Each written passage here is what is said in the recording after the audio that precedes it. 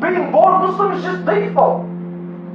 Nothing special about you. But when you choose this faith, I choose Allah, I choose Rasulullah sallallahu alaihi wasallam, I choose Islam, now you're special. Now you've got something to put on the table.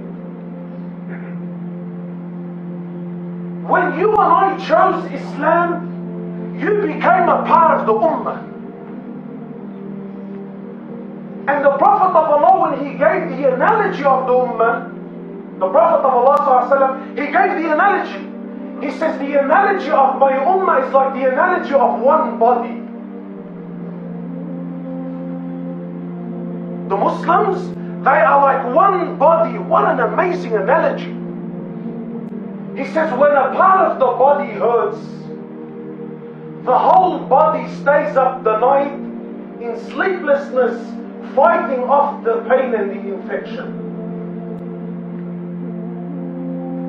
Today we no longer feel like a body. Today, oh no, he's a Palestinian Muslim. I'm a UK Muslim. No, he's an Australian Muslim. No, where did this un-Islamic concept come from? If you're a Muslim, then you're my brother. If you're a Muslim, then you're my sister. And you're a part of the body. And it is my responsibility to protect you, to honor you, to preserve you, to assist you, to help you, to guide you, to aid you in any way, shape or form. We are responsible for the condition of the Ummah.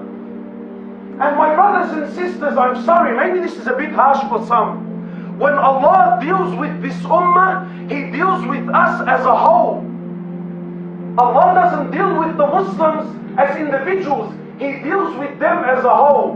When they do good, the blessings and the khairat and the barakah and the mercy of Allah, it falls and it descends and it falls upon everyone. The good and the bad gets it. And when you do bad, the opposite is also true.